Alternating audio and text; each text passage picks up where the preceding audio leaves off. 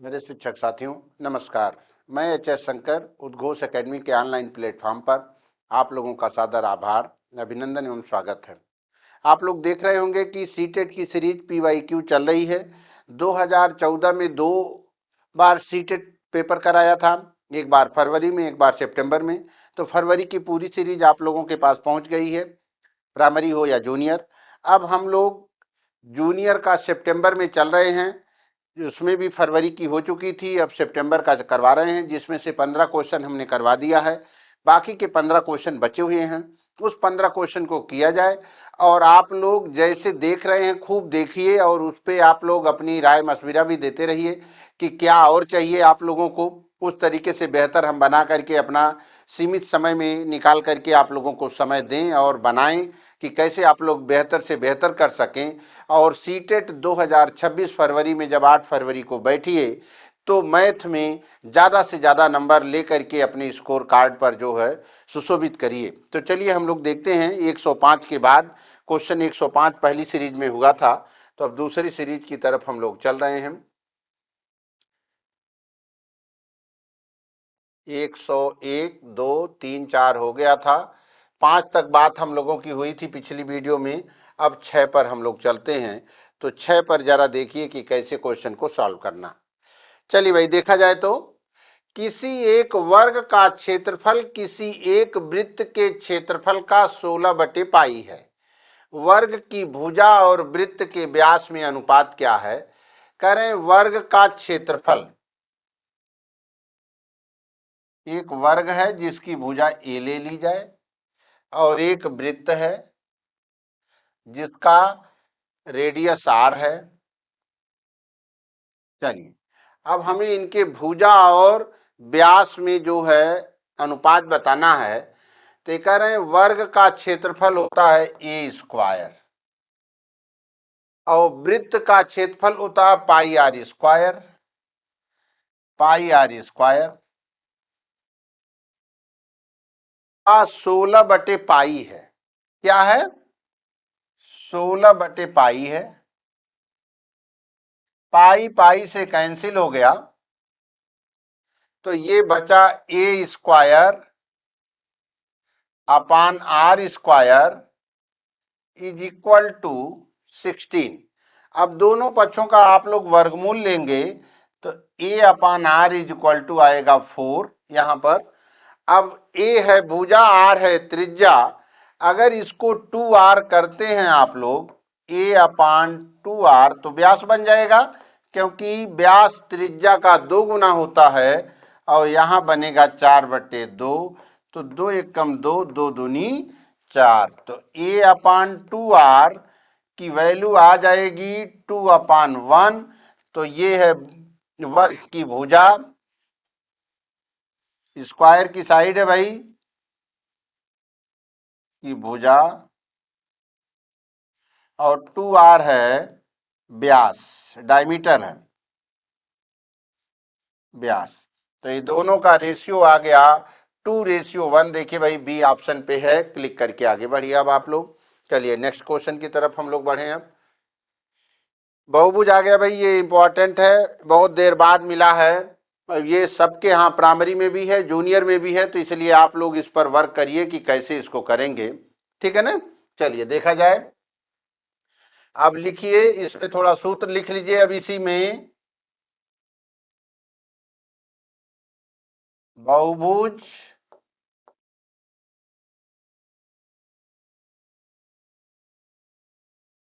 किसी भी बहुभुज पॉलीगन का प्रत्येक बाह्य कोण, एक्सटीरियर एंगल, प्रत्येक बाह्य कोण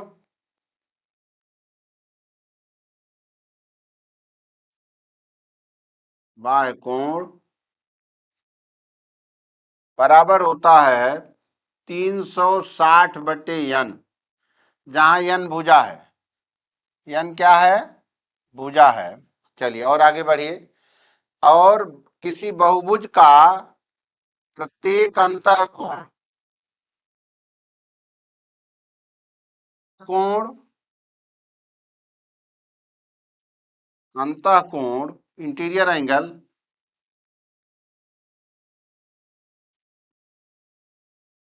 बराबर 180 अंश माइनस 360 बटे क्या, यन, 360 बटे यन, ये फार्मूला। और बहुभुज के सभी कोणों का, बहुभुज के सभी अंतःकोणों, सभी अंतःकोणों का योगफल, कोणों का योगफल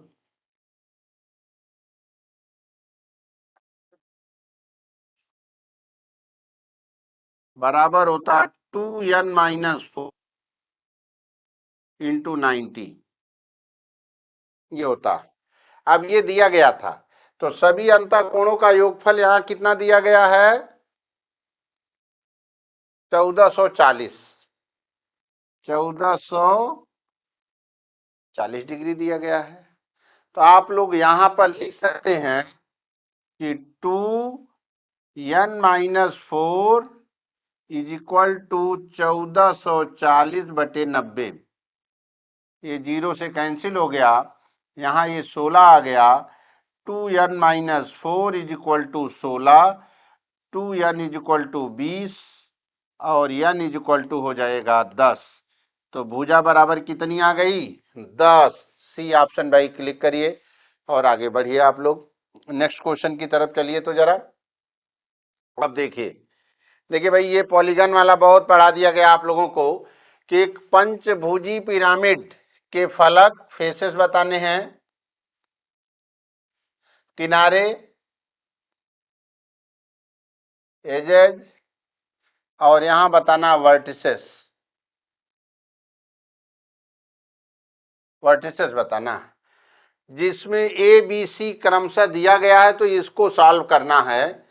तो फेस बराबर होता, हमने बताया था,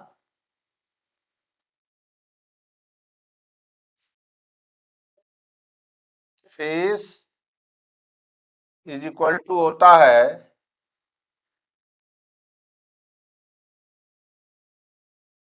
side plus 2, edge is equal to होता है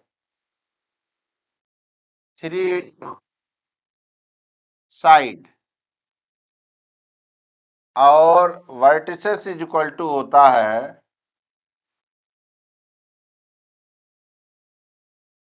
2 इंटू साइड, साइड। अब चलिए, हमारा क्या है, फलक। तो ए बराबर हो जाएगा 5+2,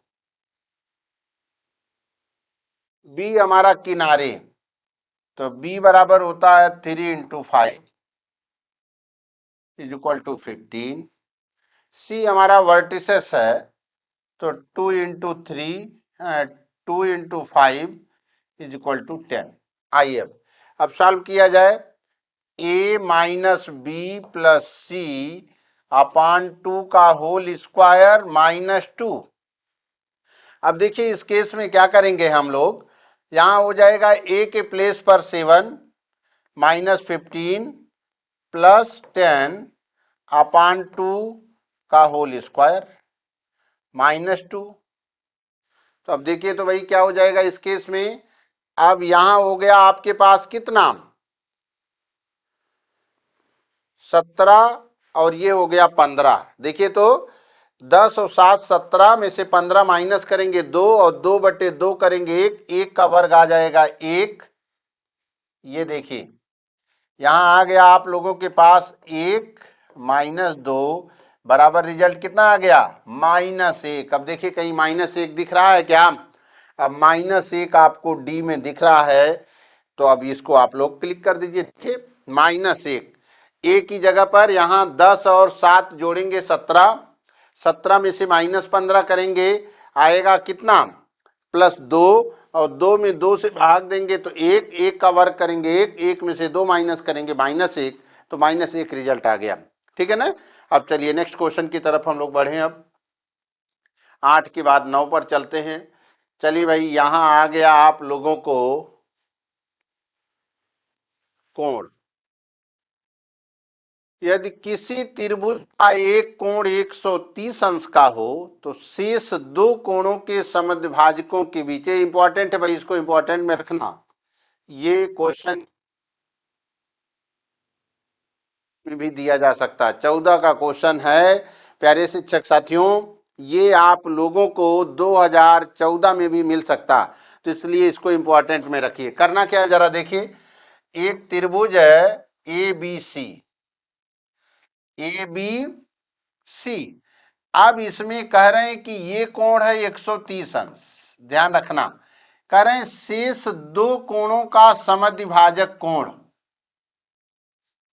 कोण बी का समद्विभाजक ओ बी और कोण सी का समद्विभाजक ओ सी के बीच का कोण बताना। ये कोण अगर कभी बताना हो तो इसके लिए फार्मूला है, कोण बी और कोण सी की अर्धक रेखा ओबी और ओसी अगर है तो इनके बीच का कोण अगर बताना है, कोण बी ओ सी अगर फार्मूला नोट कर सकते हैं 90 प्लस एंगल ए बाई 2, तो 90 प्लस ए का मतलब 130/2। अब इसको सॉल्व करेंगे, 2 छंग 12 और 2 पंचे 10, तो अब इसको सॉल्व करेंगे 5 और 9 6 15, 155 डिग्री कहीं दिख रहा है क्या भाई? अब आराम से गोली आइए और शांति मुस्कुराइए, 155 डिग्री, ठीक है ना। ये बहुत इंपॉर्टेंट है, ध्यान रखना आप लोग इस फार्मूले को। अगर यही ऐसे बन जाता, ये एंगल ए है, एंगल बी और एंगल सी का अगर ऐसे एक्सटीरियर में हो जाता और ये एंगल पूछता, एंगल ओ बताइए, और कह देता ओ बी और ओ सी अर्धक रेखा है कोण की, तो इस केस में आप लोग सेम यही एंगल बी ओ सी बराबर 90 माइनस ए बाई 2 कर देते। ये ध्यान रखना आप लोग, 90 माइनस ए बाई 2 रख देना, ठीक है ना। चलिए अब नेक्स्ट क्वेश्चन की तरफ हम लोग बढ़े। अब देखिए पेपर इजी होते चले जा रहे हैं, आप लोगों को थोड़ी मेहनत करनी है। अब चलिए भाई, आ गया मेंसुरेशन। मेंसुरेशन से एक क्वेश्चन तो आप लोग जान ही रहे हैं कि आएगा।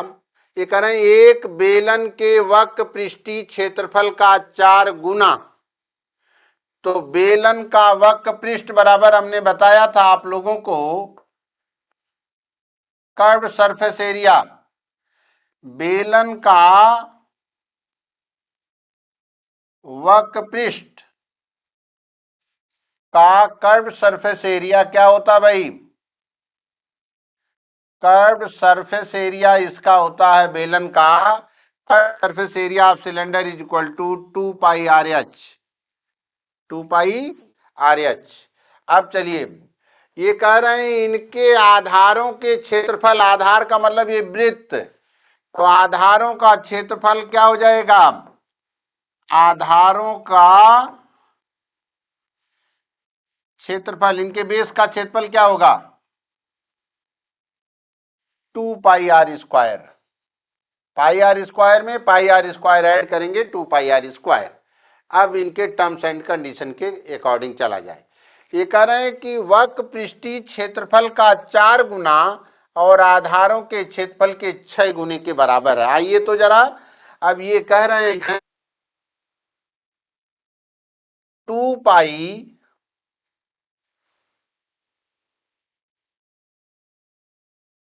चलिए ये कह रहे हैं कि 4 into 2 pi r h equal to 6 into 2 pi r square. अब चलिए भाई, ये 2 पाई से 2 पाई कैंसिल, कैंसिल हो गया। अब चलिए आर से ये आर स्क्वायर कैंसिल हो गया, एच की जगह पर 12 सेंटीमीटर है, 4 गुणे 12 और is equal to 6 into r हो गया, तो 6 से डिवाइड करेंगे 2, आर की वैल्यू आ गई कितनी? 8 सेंटीमीटर। अब बताना क्या था, बेलन का आयतन। अब भाई वॉल्यूम बताना था, इज इक्वल टू होता है पाई आर स्क्वायर एच। अब देखिए भाई पाई ऐसे रहने दीजिए क्योंकि पाई में रिजल्ट दिया गया है। आर की वैल्यू हो गई 8 का वर्ग, एच है 12, तो हो गया पाई गुणे 64 गुणे 12, 12 चौक 48। अब देखिए कहीं इकाई का अंक 8 है क्या, पूरा मल्टीप्लाई करने की जरूरत नहीं है। 768 देखिए इकाई का अंक 8, 12 चौक 48 के 8, 12 छंग 72, 72 4 76, पूरा मल्टीप्लाई करने की जरूरत नहीं है। आराम से अपनी टाइम भी बचा सकते हैं आप लोग और नेक्स्ट क्वेश्चन की तरफ बढ़ भी सकते हैं। चलिए आगे देखा जाए। अब देखिए भाई पेडागोजी आ गया, अब थोड़ा इसको समझना। ये कह रहे हैं कि अधिक गणित जानने की अपेक्षा यह जानना अधिक उपयोगी है कि गणितीकरण कैसे किया जाए। ये कथन किसका भाई, बहुत इंपॉर्टेंट है। ये 14 में पूछा गया है, लेकिन यहाँ अब मैं इसको सरल भाषा में एक्सप्लेन कर रहा हूं। ये कह रहे हैं कि गणित जानने की अपेक्षा यह जानना उपयोगी है कि गणितीकरण, गणितीकरण का मतलब गणित कैसे समझा जा सकता है। अब जैसे अगर आप लोग ट्रिक का यूज करते हैं गणित में, तो उसको गणित नहीं कहते हैं। ये एक साइंटिस्ट हैं, ये कंप्यूटर के हैं, कौन, डेविड हिलर साहब। डेविड हिलर साहब हैं, एक कंप्यूटर के वैज्ञानिक हैं। इन्होंने कहा गणित वो गणित नहीं है जो गणित केवल जान रहे हैं, एमएससी कर लिए हैं आप, बीएससी कर लिए हैं, पीएचडी कर लिए, उसको गणित नहीं कहते हैं। गणित वो है कि जो आप समझना जानते हैं, जो हर विद्यार्थी जानता है। कोई जरूरी नहीं, हमने पहले कहा कि गणित आप लोगों की कमजोर है, तो ये जरूरी नहीं कि गणित नहीं आती है। गणित कौन सी नहीं आती है, सीटेट वाली नहीं आती, टेट वाली नहीं आती है, लेखपाल वाली नहीं आ रही, लेकिन बाकी दुनिया की गणित आ रही है। तो अब गणित का मतलब ट्रिक आप लोग इस्तेमाल जो करते हैं वो उसको गणित नहीं, वो बता रहे हैं। करें गणित वो है, गणित वो है जो ट्रिक निकालना जानता है, टेक्निक से काम करता है, उसको गणित कहते हैं। गणित समझाया कैसे जाए उसको गणित कहते हैं, गणित समझा कैसे जाए उसको गणित कहते हैं। गणित से पढ़ लेना ही गणित नहीं कहलाता है। बात समझ में आ गई कि नहीं, यही इनको, और ये किसने कहा है, डेविड हिलर साहब ने। ये क्या है, अब देखिए दूसरा क्वेश्चन भी बन सकता है कि डेविड हिलर साहब जो है कंप्यूटर के वैज्ञानिक हैं। किसके वैज्ञानिक हैं, कंप्यूटर के वैज्ञानिक है। कहाँ के रहने वाले हैं, अंग्रेज हैं भाई। ये एक अंग्रेज ऐसे हैं जो कंप्यूटर के वैज्ञानिक हैं, और इन्होंने कहा गणित जानने की अपेक्षा जानना अधिक उपयोगी ये है कि गणित कैसे समझा जाए, गणित कैसे समझा जाए, गणितीकरण का मतलब कैसे समझा जाए। ये बहुत इंपॉर्टेंट प्रश्न है। और आगे देखिए 111 के बाद 112 पे एनसीएफ आप लोग जान रहे हैं कि 3 क्वेश्चन आ रहा है। अब तो नेप भी उसके साथ लगा रहेगा कि एनसीएफ 2005 के अनुसार विद्यालयों में गणित शिक्षा का एक मुख्य उद्देश्य क्या है भाई, ये आप लोग पढ़ चुके हैं क्या, कि संख्या संबंधी कौशल का विकास करना, समस्या समाधान कौशल का विकास करना, विश्लेषणात्मक विश्लेषणात्मक योग्यता को पोषित करना, बच्चे की चिंतन प्रक्रिया का गणितीकरण करना। अब बोलिए भाई, यहाँ आप लोग इसको समझ भी रहे थे कि इसको क्या करें, तो इसका आंसर जरा बताइए तो कि क्या इसका आंसर हो जाएगा। कई बार इसका हो गया कि भाई बच्चे को बताया गया क्या, एनसीएफ 2000 संख्या संबंधी कौशल, जी नहीं है। समस्या समाधान कौशल का विकास, ये भी नहीं है। विश्लेषणात्मक योग्यता को पोषित करना, बच्चे की चिंतन प्रक्रिया का गणितीकरण करना, मतलब उसको सोचने समझने और तर्क करने की क्षमता बढ़ जाए। एनसीएफ 2005 ने इस पर बल दिया है, ठीक है ना, कि मॉडल की पढ़ाई जो आई है वो एनसीएफ 2005 के अकॉर्डिंग आई है। बात समझ में आ गई कि नहीं, तो इसका मतलब है कि उसकी तार्किक क्षमता बढ़े। अगला चलिए फिर एनसीएफ का भाई, फिर एनसीएफ का लगा हुआ प्रश्न है। एनसीएफ 2005 के अनुसार गणित की पाठ्यचर्या महत्वाकांक्षी सुसंगत है और यह महत्वपूर्ण गणित पढ़ाती है। यहाँ महत्वाकांक्षी, देखिए भाई यहाँ एक महत्वाकांक्षी शब्द दिया गया है, इसका क्या अर्थ है, इसका मतलब है, अभी आप लोग पीछे वाले पेपर में सॉल्व किए हैं कि गणित को उच्च लेवल पे सोचना। किस लेवल पे, उच्च लेवल पर सोचना, ये कहीं दिया है क्या? गणित को उच्च लेवल पे सोचना, ये एनसीएफ 2005 कहता है। मतलब उच्च लेवल का मतलब जिसकी तार्किक क्षमता बढ़ जाए।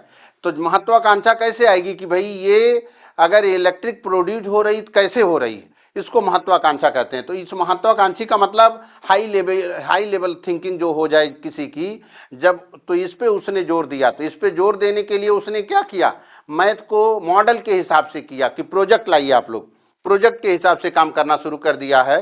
तो एनसीएफ 2005 कहीं भी अगर आप लोग देखिए कि उच्च उद्देश्य मिले, बस वही आपका सही हो जाएगा। तो कहीं है, देखिए विद्यालय में गणित शिक्षा के संकीर्ण, जी नहीं, ये नहीं है। विद्यालय में गणित शिक्षण के उच्च उद्देश्यों को खोजना, ये एनसीएफ 2005 गणित को बताता है कि महत्वाकांक्षी सुसंगत। तो यहाँ महत्वाकांक्षी का मतलब क्या, हाई लेवल थिंकिंग। क्या है, हाई लेवल थिंकिंग है। इस पर अब काम करते हैं, आगे चलते हैं भाई। आ गए नेक्स्ट क्वेश्चन की तरफ। जरा देखिए प्यारे शिक्षक साथियों, कितना आसानी से पेपर अब हो रहा है। लेकिन आप लोग रेगुलर करिए, देख रहे हैं, और आप लोग रेगुलर कर नहीं रहे हैं। रेगुलर करेंगे तभी मैं उसमें हेल्प करा पाऊंगा। अनिल सभी प्रश्नों के मौखिक उत्तर दे देता। अब आप एज ए टीचर काम करना है, सभी प्रश्नों के मौखिक उत्तर दे देता है, परंतु जब समस्याओं को हल लिखता है तो गलतियां करता। उसके लेखन में गलतियों को हटाने हेतु निम्नलिखित। हाँ भाई, आप एक टीचर हैं और टीचर होने के बाद आपका एक विद्यार्थी है कि ओरल अगर क्वेश्चन देते हैं आप लोग तो दनादन बता दे रहा है, ठीक। लेकिन जब आप लिखने के लिए देते हैं उसको तो गलती कर देता है। तो एज ए टीचर मैथ की समस्या उस विद्यार्थी की कैसे करेंगे आप लोग शिक्षक साथी, अब हमारे बताएंगे, सारे लोग बताएंगे, पुरुष महिला दोनों, कि कैसे इसको दूर करेंगे। ये जरा देखा जाए तो दूर करने की क्या विधि अपनाई जाए। करें उसे प्रतिदिन 10 समस्याओं का कार्य देना चाहिए, भाई ये अभी रोके रहिए। उसे श्यामपट पर समस्या हल करने देना चाहिए, जी नहीं, श्यामपट से कोई लेना देना नहीं है उसका, कॉपी से। अगला, उसे ऐसे कार्य पत्रक देकर रिक्त स्थान भरने को कहना चाहिए जिनमें आंशिक रूप से समस्याएं हल की हुई हैं, अभी इनको रोका जाए। उसे पूरे 1 महीने तक लगातार विद्यालय समय के बाद अभ्यास परीक्षा, जी नहीं। इसका मतलब ये दोनों गलत हैं। इसमें सबसे अच्छा सटीक आंसर क्या है जिसको आप लोग एज ए टीचर देखना चाहेंगे, कि उसे ऐसे कार्य पत्रक देकर रिक्त स्थान को भरने को कहना चाहिए जिसमें आंशिक रूप से समस्याएं हल की हुई हों। मतलब थोड़ा बहुत सॉल्व हो, थोड़ा बहुत सॉल्व करना हो, उसको जब इस तरीके की प्रैक्टिस दी जाएगी तो गलती नहीं होगी, ठीक है ना। अब चलते हैं नेक्स्ट क्वेश्चन की तरफ। चलिए भाई, नेक्स्ट क्वेश्चन है सब। अब देखिए कुछ करना नहीं है, पीछे का जो आप लोग अब कह रहे थे कि सर पेडागोजी के क्वेश्चन नहीं हो पा रहे हैं, अगर आप लोग 8-9 सेट अभी हुआ है किए होंगे तो सब अब दिखता होगा, एक दूसरे से मिलते जुलते चल रहे हैं। अब देखिए यहाँ क्या कर रहे हैं, एक शिक्षिका शिक्षार्थियों से पत्तियों को एकत्र करने और सममित पैटर्न की पहचान करने के लिए, अभी अभी पीछे हमने करवाया था 2014 फरवरी का पेपर या 13 का पेपर हुआ था, जिसमें हमने बताया था कि एक टीचर जो है सम विषम को क्रियान के द्वारा बता रही है, पत्तियों के द्वारा बता रही है। तो इसका क्या मतलब है, वो वास्तविक जीवन को गणितीय अवधारणाओं के साथ जोड़ने से संबंधित एकदम सेम क्वेश्चन है, बस पत्ती की जगह पे क्रियान आया था और कुछ नहीं, क्रियान दिया गया था और कुछ नहीं। समझ बात आ गई कि नहीं, सेम क्वेश्चन है, अगर आप लोग पेपर सॉल्व किए होंगे केवल क्रियान दे दिया गया है और कुछ नहीं दिया, ठीक। तो ऐसी चीजें से अगर कोई अध्यापिका बताती है या अध्यापक बंधु बताते हैं, इसका मतलब है कि वो वास्तविक जीवन को गणितीय अवधारणाओं से परिचित कराते हैं कि ये देखो इवन है, ये ऑड है, पत्तियों को अलग अलग कलर से डिसाइड करते हैं या इससे करते हैं, तो वास्तविक जीवन से वो जोड़ते हैं। चलिए नेक्स्ट क्वेश्चन की तरफ हम चलते हैं। चलिए हमारी हमारी विद्यालयी पाठचर्या में गणित शिक्षण के स्थान को सुनिश्चित करने के लिए युगल आधार वाक्य है। थोड़ा इसको ध्यान से पढ़ेंगे क्योंकि ये पेडागोजी का क्वेश्चन थोड़ा कठिन कर सकता। अब पूरा पढ़ के तब इसका आंसर देना, इसको बहुत जल्दबाजी में नहीं। अगर बहुत जल्दबाजी में आंसर आप लोग दिए तो फिर वही मामला रहेगा, तो तुरंत खतरे की घंटी बजेगी। कैसे बजेगी जरा ये देखिए। अब देखिए, जैसे अब वही हाल है कि हाईवे पे चलने वाले ट्रक वाले लिखे रहते हैं कि बेटा सटलत गईला, ठीक है ना, सेम कंडीशन वही आएगी कि पता चला वो मार देगा, नीचे खाई में चले जाएंगे। क्योंकि अब पता चला आप 2 चक्का गाड़ी लेके चल रहे हैं, वो भी नेशनल हाईवे पे, तो ट्रक वाला की क्या गलती है, तो इसीलिए वो लिख करके सतर्क करता। तो यहाँ भी आप लोगों को सतर्क करना कि 1 नंबर ये फ्री में जा ना पाए। अगर आप लोग थोड़ा बहुत इधर उधर किए तो गायब हो जाएगा। कैसे? अब हमारे विद्यालय पाठचर्या में गणित शिक्षण के स्थान को सुनिश्चित करने के लिए युगल आधार वाक्य है। अब चलिए, किस प्रकार प्रत्येक शिक्षार्थी के मस्तिष्क को व्यस्त रखा जाए और किस प्रकार शिक्षार्थियों के संसाधनों को सुदृढ़ बनाया जाए, ये पहला इनका। किस प्रकार प्रत्येक शिक्षार्थी की तर्कणा शक्ति में सुधार किया जाए और किस प्रकार उसकी स्थानिक योग्यता को, ये बात थोड़ी सी अलग हो गई भाई, क्योंकि ये शिक्षण के स्थान को सुनिश्चित करने के लिए युगल आधार वाक्य में तर्कणा शक्ति के साथ स्थानिक योग्यता का लेना देना नहीं है। किस प्रकार गणित में प्रत्येक शिक्षार्थी के निष्पादन को बढ़ाया जाए और किस प्रकार अंतरराष्ट्रीय, जी नहीं, किस प्रकार अंतरराष्ट्रीय ओलंपियाड के लिए मेधावी शिक्षार्थियों को तैयार किया जाए। क्योंकि जब आप गणित में उसको स्ट्रांग बना रहे हैं तो ओलंपियाड नहीं, वो दुनिया का कोई एग्जाम होगा उसमें वो क्लियर करेगा। जब आपने इस तरीके से उसको मेधावी बना दिया तो ये भी उसके लिए युगल नहीं है। गणित की कक्षा को किस प्रकार अधिक क्रियाकलाप उन्मुखी बनाया जाए और किस प्रकार प्रत्येक शिक्षार्थी में प्रक्रमण कौशलों का विकास और एल्गोरिथम की समझ को बढ़ाया जाए। देखिए भाई, अब पहले और दूसरे में, अब पहले में क्या कर रहे हैं, किस प्रकार प्रत्येक शिक्षार्थी के मस्तिष्क को व्यस्त किया जाए, ये बात समझ में आ रही है भाई, कि गणित पाठ्यचर्या में हम कैसे व्यस्त रखें उसको गणित की क्लास में अपने, और किस प्रकार शिक्षार्थियों के संसाधनों को सुदृढ़, मतलब जो उनके पास मटेरियल है उसको कैसे स्ट्रांग बनाया जाए। ये दोनों वाक्य एक दूसरे से मिल रहे हैं। सबसे सटीक आंसर आपका ए वाला जा रहा है, ठीक है ना। तो इसलिए ए वाले पर आप लोग क्लिक करेंगे और 1 नंबर कलेक्ट करके मुस्कुराते भी चलेंगे। अब कहीं मेहनत नहीं करनी है आपको। नेक्स्ट क्वेश्चन की तरफ बढ़ा जाए तो अब नेक्स्ट क्वेश्चन क्या हमारा है। अब नेक्स्ट देखिए, केवल ये बड़े बड़े दिए गए हैं, बाकी आप लोग पढ़ें और कैसे आसानी से आंसर दे रहे हैं। एक शिक्षक शिक्षिका ने शिक्षार्थियों को 5 वर्ग देकर उन्हें जोड़कर बनने वाली सभी संभव पंचवर्गाकार आकृतियों की संख्या ज्ञात करने को कहा। इसके उपरांत 6 वर्ग देकर उन्हें जोड़कर बनने वाली संभव 6 वर्ग आकृतियों की संख्या देने वाले को कहा गया। तो इस तरीके से आगे भाई ऐसे नियम को पैटर्न कहते हैं, जैसे 2 का वर्ग, 3 का वर्ग, 4 का वर्ग, 5 का वर्ग, 6 का वर्ग। आगे कह दिया जाए, इसको फिगर करिए, जो को क्या बोलते हैं आप लोग, पैटर्न, श्रेणी बोलते हैं, सीरीज बोलते हैं, सीरीज। तो आप लोग इसको पैटर्न बोलेंगे कि ये वाला पैटर्न। और पैटर्न तो महिला वर्ग बहुत तेजी में जानती है कि भाई कौन सा पैटर्न आ गया, कैसा पैटर्न है ना। पुरुष वर्ग जाने या ना जाने, लेकिन महिला वर्ग अपना तो ध्यान रखती है, पुरुषों के लिए भी पैटर्न समझती है कि कौन सा पैटर्न का मतलब आगे बढ़ना, एक नए तरीका, उसको खोज करना। तो अब इसमें अगर कहीं पैटर्न है तो सबसे बढ़िया संख्या, पैटर्न, और आगे एकदम बढ़ने की जरूरत नहीं है। देखिए, संख्या, पैटर्न और आकृतियों के बीच संबंधों की पहचान करने में, ये देखिए आपको, ठीक है ना। चलिए अब नेक्स्ट की तरफ चलते हैं हम लोग। नेक्स्ट क्वेश्चन, चलिए फिर एनसीएफ। एनसीएफ से भाई इस सेट में 3 क्वेश्चन हो गया, 3 से 4 क्वेश्चन, इसलिए एनसीएफ को पढ़ के रखिए आप लोग, इंपॉर्टेंट है। एनसीएफ 2005 के लक्ष्य कथन के अनुसार विद्यालयी गणित उस स्थिति में नहीं होता जहां बच्चे गणित का आनंद उठाने के लिए सीखते हैं, जी नहीं। गणित को अपने दैनिक जीवन के अनुभवों के रूप में देखते हैं, ये भी नहीं। अर्थपूर्ण समस्याओं को रखते और हल करते हैं, ये भी नहीं। सूत्रों और एल्गोरिथम कंठस्थ करते हैं, यही सही है भाई। एनसीएल 2005 के अनुसार विद्यालयी गणित उस स्थिति में नहीं होता है कि केवल सूत्रों को याद करे और एल्गोरिथम को क्या करे, कंठस्थ करे। यही इसमें एक अलग है। चलिए अब नेक्स्ट ये प्रश्न मिला भी है पीछे, ये देखिए भाई एकदम पाए हैं आप लोग, एकदम सेम क्वेश्चन। अब ये आप लोगों को ढूंढना है कि किस सेट में। अब ये एक बार करने से नहीं जान पाएंगे, जब 3 से 4 राउंड एक एक वीडियो को देखेंगे तब आप प्रश्न को समझ जाएंगे।